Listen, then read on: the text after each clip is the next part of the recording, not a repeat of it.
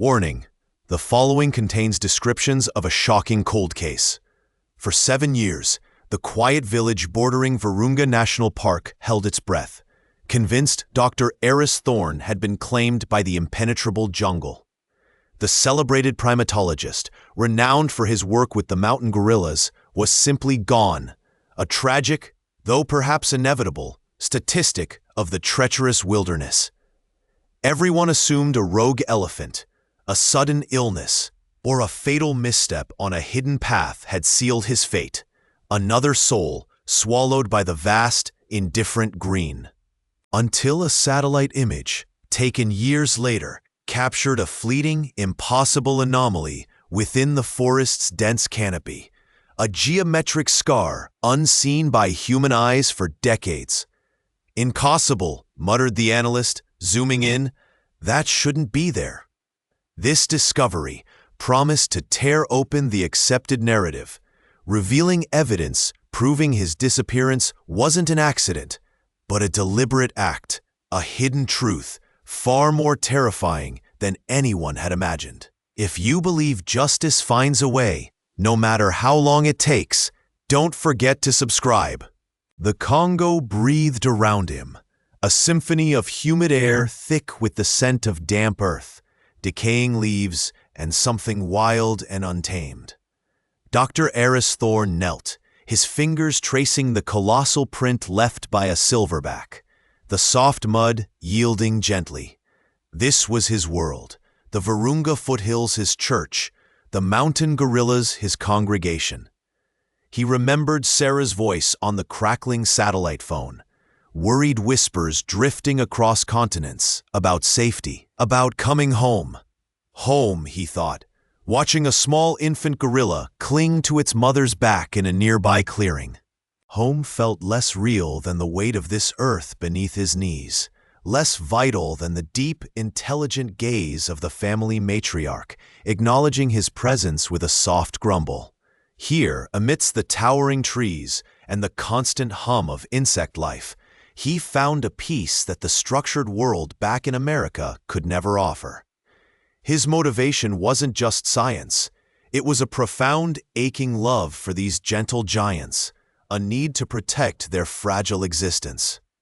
Yet, the peace was a thin veil, a distant crack that might have been a branch snapping, or something far more sinister, tightened the muscles in his back. He'd seen the snares, crude loops of wire hidden in the undergrowth, remnants of the ever-present threat of poaching that gnawed at the edges of his carefully constructed sanctuary. His heart clenched, a familiar pang of fear mixing with fierce resolve. This quiet moment, watching the family groom each other under the dappled sunlight, was achingly beautiful, a poignant snapshot of the life he was fighting to preserve. But the jungle held secrets, and the peace felt increasingly precarious, a fragile balance teetering on the brink of disruption. Something was coming, a shadow moving just beyond the edge of the familiar forest, a presence that promised to shatter the fragile calm. The dawn mist clung heavy and cold to the slopes, seeping through the thin walls of ARES'S research station. It was a simple structure, more cabin than lab, perched precariously on a ridge that offered breathtaking, solitary views of the emerald canopy rolling out below. Sunlight, when it finally broke through, painted the forest floor in shifting mosaics of gold and shadow, a daily masterpiece he rarely shared with another human soul. His life here was a rhythm dictated by the mountain's ancient pulse, following the silent movements of the great apes he studied. He spent hours observing the gentle giant Nzuri and her family, charting their feeding habits, their playful wrestling matches, the quiet strength in their matriarchal bonds. It was within this family he often watched a young male, barely past adolescence, whose inquisitive gaze seemed to hold a spark of recognition whenever ARES was near. The memory of the young gorilla, mud smeared on his face from rooting for tubers, mimicking his mother's gestures, brought a rare warmth that fought back the pervasive damp chill. They are so close, ARES'S thought. So vulnerable. This fragile piece, this intimate understanding he was building, felt constantly under siege.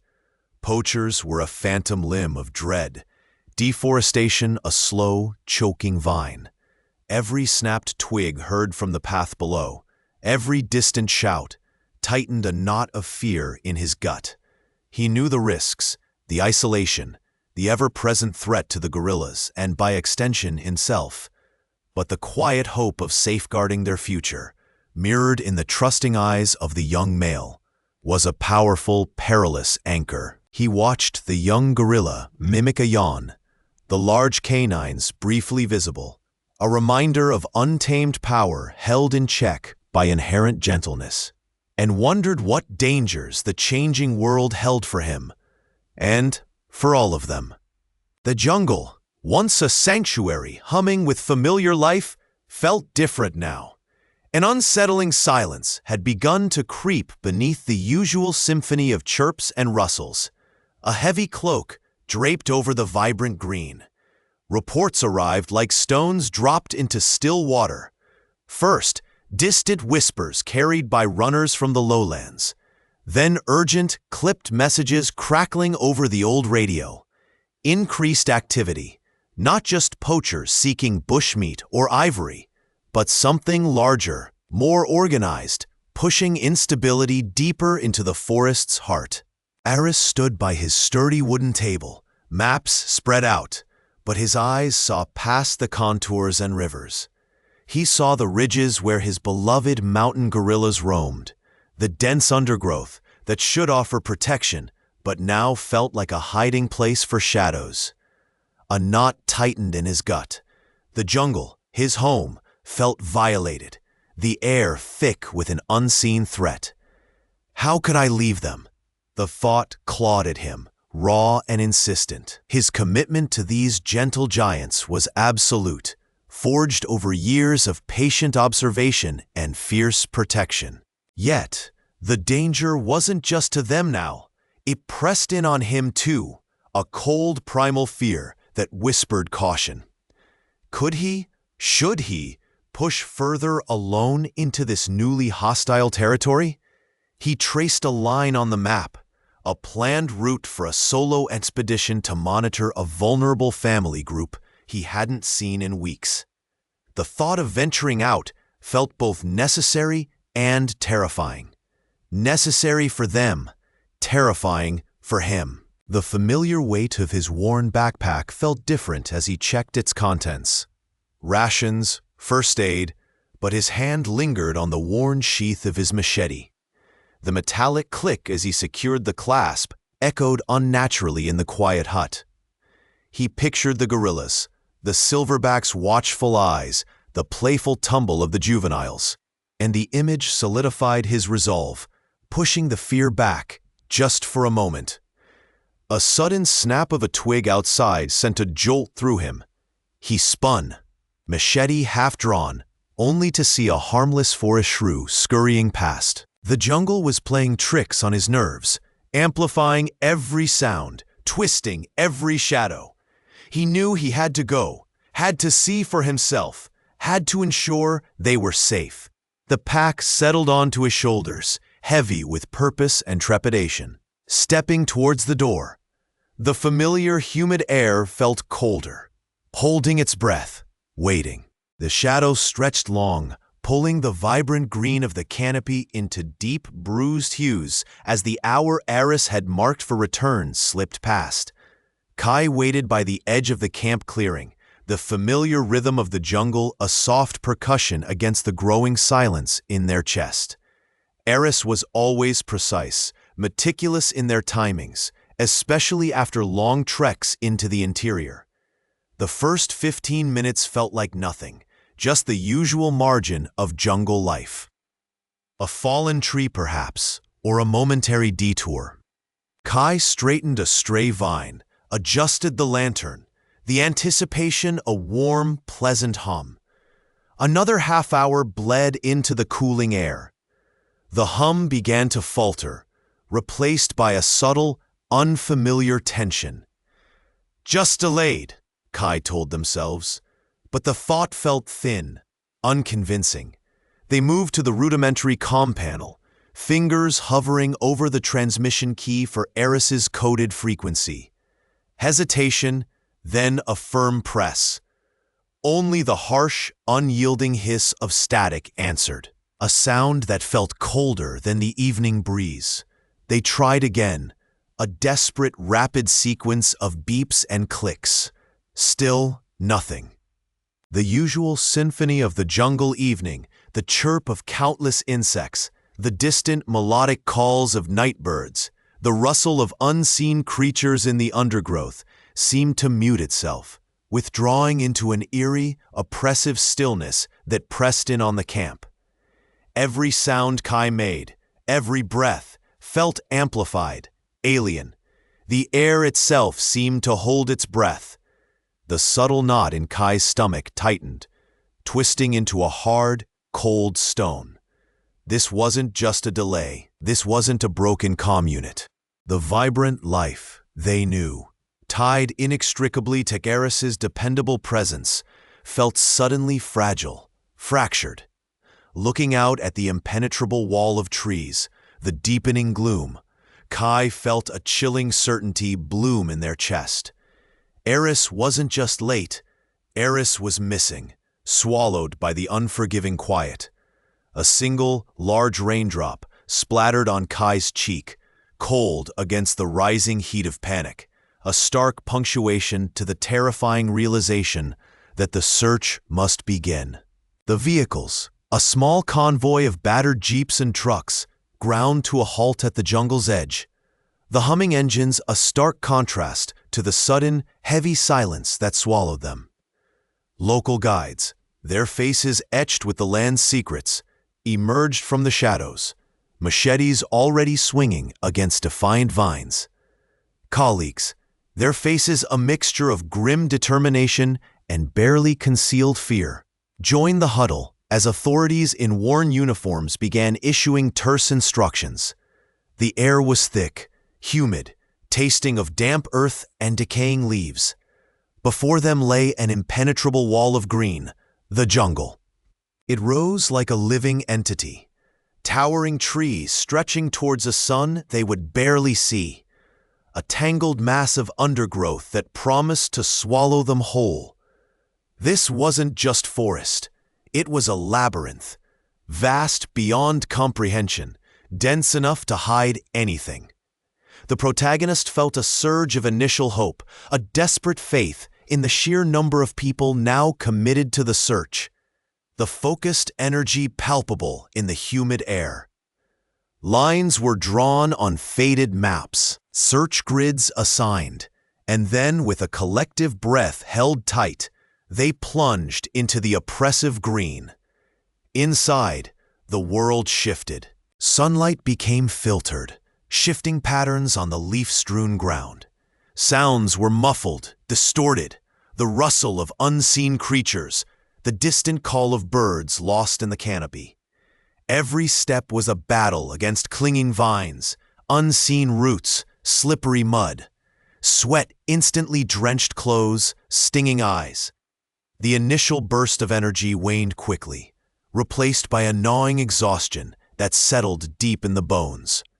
Hope became a fragile thing, flickering against the overwhelming reality of the terrain. How could they possibly find one person, lost somewhere within this immense, indifferent organism? Every rustle in the undergrowth sent a jolt of adrenaline mixed with fear. Was it them? Was it something else?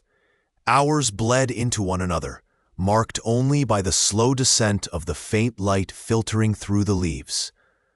A dramatic moment came when a local guide stopped abruptly, holding up a hand, pointing to a broken branch that seemed out of place, a fleeting sign that sparked a frantic, though ultimately fruitless, search of the immediate area. The emotional climax of those first hours hit as the jungle began to deepen its shadows, the realization sinking in that darkness would come quickly, and they had barely scratched the surface of the search area. It was a moment of profound despair, a wave of futility washing over the protagonist and many others. The dense silence felt less like peace and more like a deliberate hiding place, a vast green secret keeper. The sensory details, the biting insects, the constant, cloying humidity, the metallic taste of fear and exhaustion in their mouths, painted a grim picture. As the light faded completely, the jungle transformed, its sounds shifting, becoming more mysterious, more foreboding, hinting that the first day's struggle was just the beginning of a far more challenging, potentially dangerous ordeal. The call came late. The voice on the other end measured, apologetic. Sarah stood by her living room window, the city lights a blur below, as the words filtered through the line.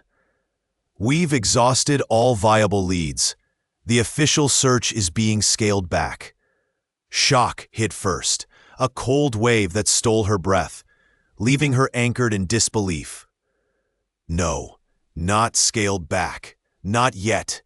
She gripped the phone tighter, knuckles white, a fierce determination igniting in her gut. This couldn't be the end. Her brother was out there, swallowed by that vast green immensity she'd only ever seen in photographs and on maps spread across her kitchen table. From thousands of miles away, she became a whirlwind of frantic coordination.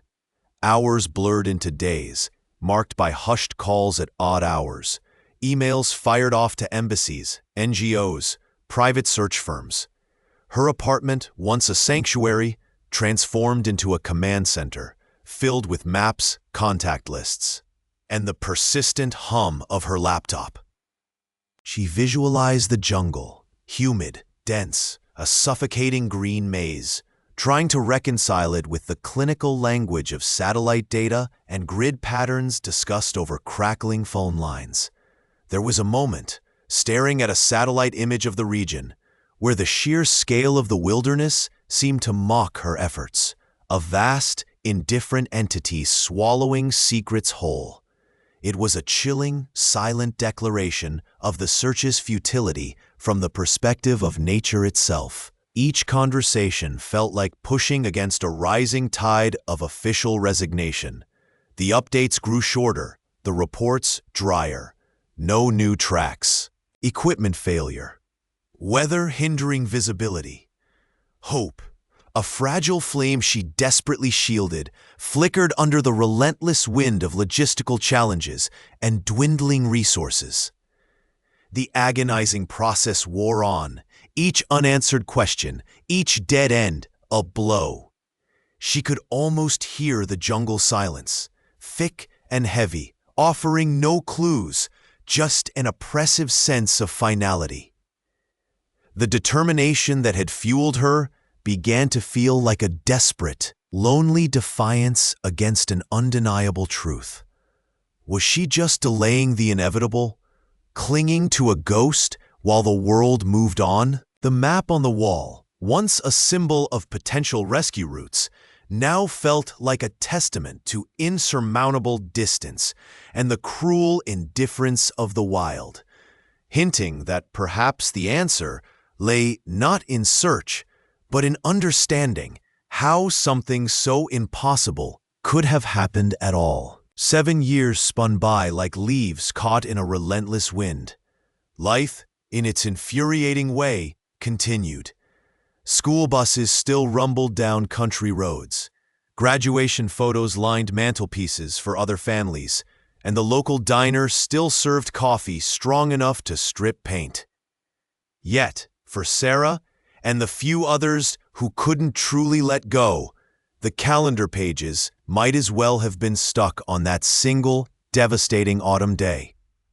The pain had dulled from a searing burn to a persistent, heavy ache beneath her ribs, a constant reminder of the space her daughter should have occupied. She moved through her days, a quiet ghost in her own life, performing the necessary motions, working her shifts at the library, tending the small garden her daughter once helped plant. But her thoughts were perpetually drawn back to the edge of the woods, to the silence that had swallowed her child whole. "They're still out there," the thought whispered, a mantra she couldn't silence, even as the world around her urged acceptance, closure, moving on. The official case file sat collecting dust in a police station annex, classified cold, a word that felt like a personal insult. Time had marched relentlessly forward, etching lines on Sarah's face, aging the trees in the surrounding forests, changing the light. Yet the central agonizing fact remained frozen, unyielding. It was a stagnant pool in the river of time. Her grief was a quiet internal landscape, fertile ground for a persistence that few outside her understood. She still scanned faces in crowds, still felt a jolt at the sight of a backpack like her daughter's, still searched the local news for any flicker of hope, however dim. Lately, though, the news had shifted focus. Signs were popping up near the old park entrance, announcing new state-funded conservation initiatives, plans for trails and ecological surveys deep within the woods where the search had ended. It was activity, a return of people to the silent, waiting landscape, and a knot tightened in Sarah's stomach, a mixture of apprehension and a fragile, terrifying hope that the earth, finally, might be ready to give up its secrets. Dust hung heavy in the air, catching the late afternoon sun in hazy shafts as the vehicles ground to a halt on the edge of the clearing. A new research camp was swiftly taking shape, tents unfurled like brightly colored petals against the deep green backdrop of the forest. Crates were heaved onto damp ground, and the distant ring of hammers echoed the arrival of change. This was the arrival of Dr. ARES'S Thorne and his small, dedicated conservation team. Their goal, etched in grants and hopeful smiles, was ambitious yet vital: to establish a long-term presence here, deep within the shadowed valleys and a tangled canopy, to study the local ape populations before it was too late. ARES watched his team move with practiced efficiency, his chest tightening with a familiar mix of hope and dread. He saw the daunting scale of the task, reflected in the sheer density of the trees, the silent, unseen lives they were here to protect. Their work would involve painstaking daily treks, tracking specific ape groups, observing their behavior, mapping their territories, and monitoring their health. They weren't just studying nameless statistics. They were focusing on particular families, individuals whose faces they would come to know through the lens of binoculars and camera traps. The matriarch with the distinctive scar, the playful juvenile, the solitary elder. ARES felt a profound connection to these distant, wild souls he hadn't yet met. He remembered the first time he saw footage of this region's gorillas, their quiet intelligence, the deep, ancient look in their eyes that seemed to hold the forest's very secrets. It was a moment that had shaped his life, a nostalgic pull towards a world untamed. As the sun dipped lower, casting long, distorted shadows, a sudden, sharp call echoed through the trees. Not an ape, but something else, something closer. ARES froze, every instinct on high alert. The sound wasn't just animal. It held a strange, unsettling rhythm, like a deliberate signal cutting through the natural symphony of the forest. His heart hammered against his ribs, the brief peace of arrival shattered by an unseen presence lurking just beyond the camp's nascent perimeter. The air seemed to grow colder, the familiar comfort of the forest giving way to a palpable tension. What other eyes were watching their arrival? The sound faded as quickly as it came, leaving only the distant calls of evening insects and the murmur of his team, oblivious to the chill that had just run down his spine. He scanned the tree line, the dense wall of green offering no answers, only deeper mystery. They were here to study apes, yes, but this place held more than just endangered primates. It held secrets the forest wasn't ready to yield. The air hung thick, wet heat pressing down, smelling of decay and lush, unchecked growth. We waited, motionless, beneath a makeshift canvas shelter tied between colossal trees. The jungle sounds were a constant, humming presence. Insects buzzing, distant bird calls, the rustle of unseen movement in the undergrowth. But beneath it all, a taut silence held our small team. He came eventually, a shadow shifting through the dense foliage at the edge of the clearing we'd carved out. Subject 7, the largest male we tracked this cycle, moved with a slow, wary grace, his dark eyes scanning, intelligent and cautious. My heart hammered a rhythm against my ribs, a counterpoint to the thrum of the jungle, a familiar ache of apprehension mixed with grim necessity. This felt wrong, fundamentally, yet the potential knowledge outweighed the discomfort, or so we told ourselves. The net sprung with a sudden explosive release of tension.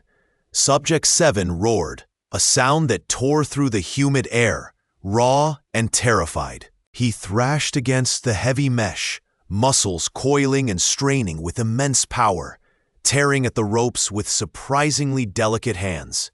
Handlers moved swiftly, professionally, their faces grim with focus. We needed him calm, safe. The dart flew, a silent needle against the chaotic struggle. Time seemed to slow as the sedative took hold. His movements grew sluggish, the powerful roars diminishing to ragged, panting gasps. He sank slowly, heavily, his chest heaving, fur slicked with sweat and effort. I knelt beside him, gloved hand resting gently on his thick hide. His eyes, still half open, met mine for a fleeting instant, a depth of ancient pain and confusion that stole my breath. It was a mirror reflecting not just animal fear, but something disturbingly human. The scent of damp earth and his powerful animal musk filled my senses. We worked quickly, drawing blood, taking measurements, fitting the tracking collar snug around his neck. One handler noted a peculiar scar, almost geometric, hidden beneath his forearm fur, something they'd catalog later. As we finished, preparing to move him to the temporary enclosure, a low, guttural whisper escaped him, a sound unlike anything I'd heard from this species before.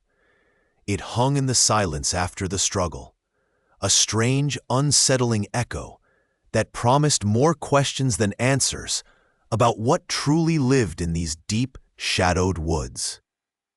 Inside the sterile examination tent, the air hung heavy with the low hum of equipment and the soft, careful movements of the veterinary team. A large ape, sedated but imposing, lay on the reinforced table under the bright, unforgiving lights. Dr. Lena Hansen watched from a few feet back, her gaze fixed on the creature, a complex mix of scientific curiosity and profound weariness etched on her face. Days bled into weeks, filled with endless analyses, attempting to understand the anomaly they had found deep within the forest. Handler Mark Jenkins, a man whose hands were accustomed to the rough care of large animals, ran a gentle cloth along the ape's thick forearm, cleaning away some residual forest grime. That's when his fingers brushed against something hard, metallic, and entirely out of place against the warm, coarse fur. His hand stilled. He felt it again, a cool, distinct shape tucked slightly beneath the skin-like texture near the wrist. His eyes narrowed. A flicker of confusion crossing his features before recognition slammed into him. It wasn't organic. It wasn't natural. It was a watch. The word left his lips barely above a whisper, a choked sound that cut through the quiet efficiency of the tent. A watch. All movement ceased. Heads snapped up. Lena took an involuntary step forward, her breath catching in her throat. On the table, clearly visible now against the clean skin, was a wristband and a circular metal object, undeniable in its man-made origin. A gasp rippled through the team. How? How could an object like this be here? The questions screamed silently in every mind. The sterile, scientific reality they had clung to shattered in that single impossible instant. The object wasn't just a curiosity, it was a symbol, a cold, irrefutable piece of evidence that punched a hole clean through their assumptions. The dull, defeated acceptance they had settled into evaporated, replaced by a raw, disorienting shock. It wasn't just an ape. It wasn't just a strange biological event. The central mystery, buried under layers of fatigue and technical data, surged back to life with brutal force, demanding answers that felt terrifyingly close yet utterly unattainable. Every eye was now fixed on the metallic circle, each tick of the second hand they imagined echoing the frantic beat in their own chests. This object held a story, one they were now compelled to unravel. The small, sterile room buzzed with a quiet, almost reverent energy. Dr. Elena Petrova, her face etched with exhaustion and disbelief, held the object carefully in a gloved hand. It was a watch, encrusted with earth and time, pulled from the impossible depth where the bus had been found. The team gathered around the microscope, their breaths held tight. Under the magnification, the details emerged, faint but undeniable. There on the tarnished metal back wasn't just corrosion. It was the ghost of engraving, a tiny A followed by a heart symbol, vanishes, ARES and Sarah. A collective gasp filled the room, hushed and heavy. It wasn't just a watch, it was his. The weight of 22 years crashed down, sharp and sudden. Tears welled in Elena's eyes, blurring the impossible relic in her hand. This wasn't just a piece of evidence. It was a direct, heartbreaking whisper from the past, a tangible link to the boy they sought. Across the countless miles, in her quiet apartment, bathed in the pale glow of her laptop screen, Sarah felt her phone vibrate. It was a video call from Elena. She clicked accept, her heart giving a strange, hopeful lurch it hadn't dared in years. Elena's face appeared, strained, her eyes red-rimmed. But there was something else there, a flicker of something Sarah couldn't name. Then Elena raised the watch, holding it close to the camera. Sarah stared, her breath catching in her throat. The shape, the faint glint of metal. It was familiar, achingly so. Elena spoke, her voice thick with emotion. "Sarah, we found this. On, near, inside." Her words tumbled out, fragmented but clear. It's ARES'S watch." The world tilted. Sarah's hand flew to her mouth, muffling a sob. His watch. The one she'd given him that birthday. The one with their initials clumsily etched into the back. She saw it, clearer than the image on the screen. Saw his grin as he strapped it on, promising to never take it off. It was here, now, a physical piece of him existing in the present. Proof that the impossible had happened, that something had survived the abyss. The silence stretched between continents, filled only by Sarah's ragged breathing and the distant sounds from Elena's lab. This watch, this small, impossible relic, didn't just confirm a terrible discovery. It ripped open a wound that had never truly healed, flooding her with a torrent of grief and a terrifying, fragile hope. Where had it been? What did its location truly mean? The answers, she knew with a sickening certainty, lay in the unforgiving ground from which it had been unearthed. The heavy metal gate of the enclosure groaned, a stark mechanical sound against the humid jungle hum outside the camp perimeter. Inside, huddled near the back wall, was the orangutan. Not young, its face a roadmap of wrinkles etched by years, its fur a deep, faded auburn. They estimated him to be easily 40, maybe older, ancient by wild standards, weary by any. A unique, almost human-like sadness clung to its large, intelligent eyes, tracking their movements with a slow depression. Deliberate gaze. It wasn't aggressive, only profoundly still, a patient, silent figure in the sterile concrete space. One researcher, Dr. Lena Hansen, a primatologist who'd worked alongside ARES'S years ago, knelt cautiously, offering a piece of fruit. The ape accepted it slowly, its massive hand delicate. It was then they saw it, clasped loosely in its other hand, partially hidden by its fingers, was the glint of metal. A watch. Lena felt a sharp intake of breath. It was old, the leather band cracked, the face clouded, but undeniably a watch.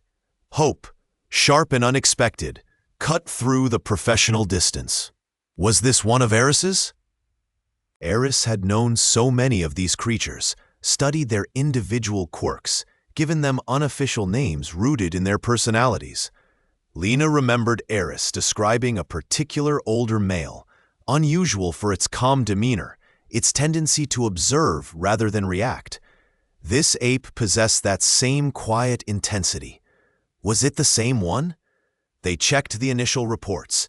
The ape had been found wandering near the old Western Trail, ARES'S often used for observations. Alone, looking lost, they spent hours observing, trying to coax the watch free without distress. The ape held it loosely, protectively, occasionally turning it over with a massive, almost reverent finger. A wave of empathy washed over Lena, a connection she hadn't expected. The ape's gentle handling of the object felt intensely personal, a silent testament to a past connection. It was a dramatic, quiet moment. The weary ape, the worn watch, the hushed anticipation of the researchers. They carefully photographed the watch, noting its style, its faded markings. The emotional climax hit when they realized the watch was set to a specific, unusual time, frozen on the cracked face. It wasn't random. It felt deliberate. This wasn't just an old ape with a trinket. This ape and the watch it held carried a story, a silent message left years ago, waiting for someone to find it. Waiting perhaps for ARES'S herself, or for the truth her life represented. The question hung heavy in the air. What did this frozen time signify? And who had set it there for this patient, ancient primate to guard?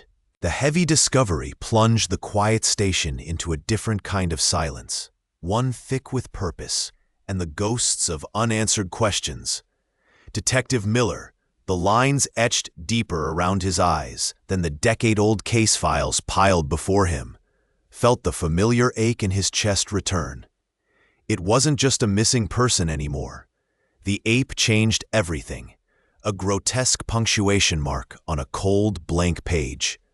He reached for ARES'S file again, the manila folder brittle with age, its contents a jumble of interviews leading nowhere, dead-end leads, and painful photographs.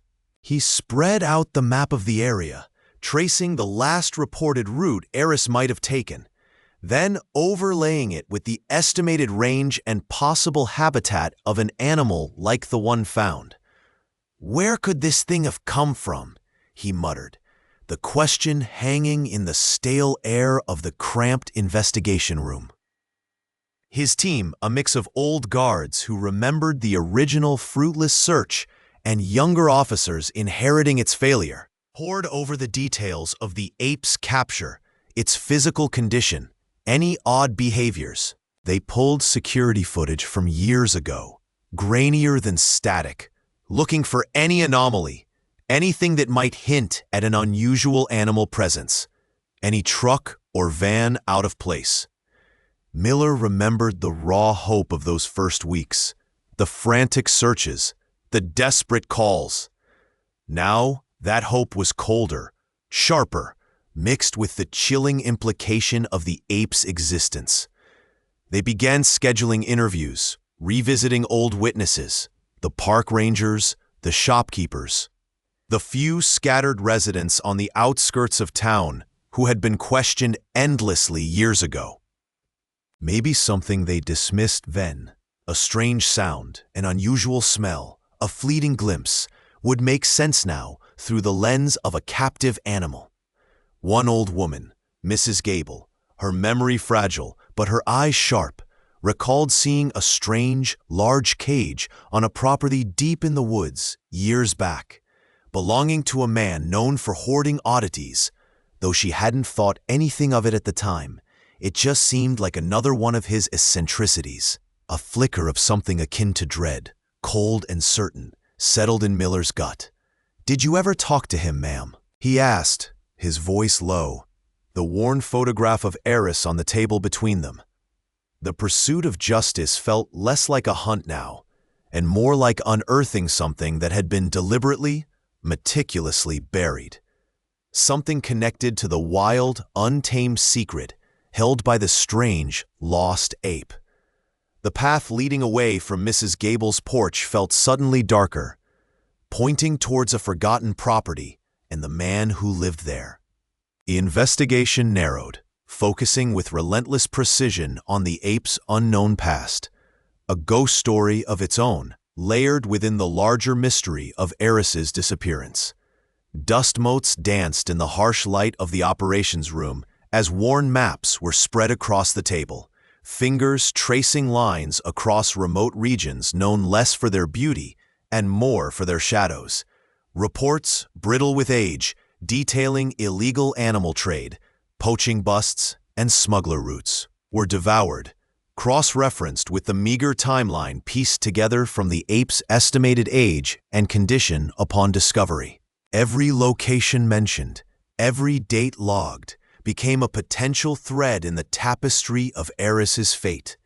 The air grew thick with the scent of stale coffee and the quiet rustle of paper, punctuated only by hushed voices pointing out correlations, connecting faint dots across years and miles. Hope flickered, a fragile flame, with each geographical link, each convergence of the ape's path with areas notorious for such illicit activities, precisely around the time ARES'S vanished. It became more than just data. It was a painful reconstruction of a journey nobody wanted to imagine. Traveling to these specific locales, small forgotten towns near borderlands or deep within dense wilderness, felt like stepping back in time. The silence of the landscape holding secrets that screamed in the imagination. Here, they interviewed reluctant locals, sifted through regional police records, sensing the palpable fear that still clung to these places. The dramatic breakthrough came not with a bang, but a quiet click, a cross-reference between an old veterinary report on a seized animal and a name appearing in a tangential poaching investigation report from that very period. The name, linked loosely to a known syndicate operating in the region, wasn't definitive proof, but it solidified a chilling possibility. The emotional climax arrived with the cold, hard realization that the ape's captivity was likely intertwined with the same network capable of making a child vanish without a trace. The cinematic detail imprinted on the memory was the image of a hand hovering over a name circled on a map, the weight of the world in that simple gesture. They had identified not just a location, but a potential who. The next step was clear, terrifyingly so. Finding this group. The stale air in the abandoned industrial complex hung heavy, tasting of rust and decay. A fitting atmosphere for the grim pursuit that had led Sarah and her team here. Every creak of shifting metal outside, every groan of the old structure settling, grated on her nerves, tightening the knot of anxiety in her gut. They were closing in, the fragmented threads of the investigation weaving into a chilling tapestry that pointed towards specific individuals. a dark network hidden in plain sight for decades. This wasn't just about finding proof of what happened anymore. It was about identifying who was responsible, tracing the tendrils of their influence, and the risk felt exponentially higher. She remembered staking out a suspect's dilapidated safe house, the low hum of forgotten machinery, a constant, unsettling backdrop. The faint scent of chemicals and something else, something foul, lingering in the air. Her hand had trembled slightly as she adjusted the focus on her camera. Not from fear, but from the sheer weight of the moment. The knowledge that one wrong move here could shatter everything, alert their targets, and send the fragile truth back into the shadows. Yet, a powerful, almost fierce determination burned within her, brighter than it had in years. This was the final push, the culmination of sleepless nights and buried grief. Each small victory, an intercepted message, a confirmed identity, a chilling piece of circumstantial evidence, sent a jolt through her, a sickening lurch between exhilaration and dread. The closer they got, the more terrifying the truth became, revealing a depravity she hadn't fully comprehended. Peeking through a grime-caked window, watching figures move in the flickering light within, her heart hammered against her ribs, a frantic drumbeat echoing the suspense building around them. A low murmur of voices reached her ears, indistinct but undeniably real, confirming their presence. They're here. A wave of nausea rolled over her, but she held her breath, straining to listen, knowing that within those whispers lay the final, horrifying piece of the puzzle, and the confrontation that was now inevitable. The cold metal of the watch felt heavy in her hand, the scratched glass mirroring the tension in the room. It was ARES'S watch, the one he always wore, now a cold, irrefutable witness. Beside it lay the worn, patched fabric of the ape doll, the one ARES had clung to even as he grew older, the one found near the scene, clutched tightly in the grip of another. The air thickened, heavy with unspoken accusations and fear. Across the worn table, their faces, once masks of indifference or feigned sympathy, began to crumble. A tremor ran through the man's hand as he reached, then recoiled from the watch. The woman beside him paled, her gaze fixed on the ape, a small, almost imperceptible shudder racking her frame. This wasn't just evidence, it was a key, fitting perfectly into the lock of their carefully constructed lies. For so long, the truth had been buried under layers of plausible deniability, whispers, and convenient assumptions. Now, the weight of it pressed down, crushing the air from their lungs. A wave of complex emotion washed over the protagonist. Not triumph, not elation, but a profound, aching relief mixed with sorrow. Justice, after years of searching, was not a roar, but a quiet, devastating whisper. It settled in the room like dust motes, catching the weak afternoon light, filtering through the blinds. The man stammered, attempting a denial, but the sound was hollow, swallowed by the undeniable connection laid bare. The woman's eyes squeezed shut, a single tear escaping. They were trapped, exposed, their carefully hidden actions brought into the light by these two simple objects, a child's comfort and a broken timepiece, silent narrators of a horrific truth. A memory flickered. ARES, beaming, showing off the watch his father had given him, so proud. The contrast sliced deep. This was the beginning of the end for them, the moment the scales finally began to tilt, not towards vengeance, but towards accountability. The room fell silent again, the only sound the frantic beating of hearts and the distant hum of traffic outside, indifferent to the seismic shift occurring within these four walls. Justice wasn't a sudden explosion, but a slow, inevitable tide finally reaching the shore, bringing with it the debris of exposed secrets. The road to healing, however, felt like a separate journey, one that was only just beginning to unfold from this stark, silent revelation. The great ape, now known to the world simply as Coco, was carefully relocated, not back to a zoo cage. That was ARES'S final unspoken plea, a silent scream echoing in Sarah's mind. Instead, he was taken to a sprawling sanctuary miles away, a place where towering trees mimicked the lost canopy of his origins, and gentle keepers understood the complexities of his unique mind. They didn't push him for answers, didn't prod or test. They simply offered him space, quiet companionship, and an endless supply of the specific fruits ARES had listed in his hidden notes. Sarah visited once, standing behind a discreet observation pane, watching Coco lie on soft hay, grooming his massive hand, a flicker of something unknowable in his dark eyes. A quiet ache settled in her chest, a strange mixture of relief and profound, desolate sorrow. This was ARES'S greatest, most tragic legacy, a being irrevocably changed by human ambition, now living out his days in a gilded cage of their making, no matter how large or humane. Reflecting on ARES'S life felt like sifting through broken glass and glittering diamonds. His brilliance was undeniable, his dedication absolute. But the cost was immeasurable, paid not only by him but by the very subject of his study. His disappearance had left a gaping wound in the scientific community, a whispered mystery that had festered for decades. Now the truth, horrifying as it was, allowed for a different kind of closure. His work, the meticulous journals, the groundbreaking observations, the chilling final entries, they were studied, debated, revered, and condemned.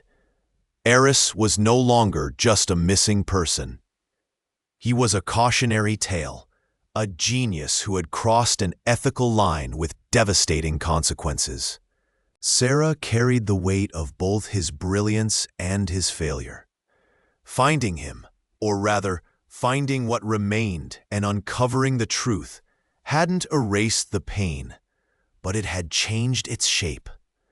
The sharp edges of the unknown had softened into the dull ache of certainty.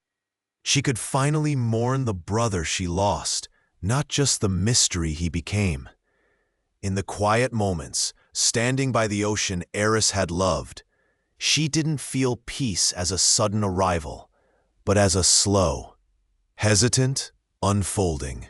Honoring him meant confronting the full picture, the light and the shadow, and ensuring his mistakes weren't repeated, a heavy, necessary task that felt like a cold stone warming slowly in her hand. The truth was a complex, tangled thing, much like the jungle that had claimed him, and accepting its nuances was the only path forward. The weight of everything sat on her chest, not crushing, but persistent, like a stone smoothed by time and sorrow. The relief of knowing wasn't a sudden freedom, but a quiet resignation, a settling into the uncomfortable truth. The world kept turning, indifferent to the raw edges of her grief. She saw flashes of the jungle in her mind, the dense green, the heavy air, the silence that wasn't empty, but full of waiting. It wasn't a haunting, not exactly, more like a persistent shadow just at the edge of her vision. There was no grand catharsis, just a slow, arduous process of placing one foot in front of the other. The anger had faded, replaced by a dull, pervasive sadness that colored everything. She looked at the ordinary world, the bustling streets, the indifferent faces, and felt a quiet disconnect. Part of her would forever be tethered to that remote, brutal place and the impossible secret it held. But there was a flicker too, a fragile, nascent hope, like the first hesitant ray of light pushing through a dense canopy, suggesting that even in the deepest darkness, a path, however faint, might eventually appear, leading out towards an open sky.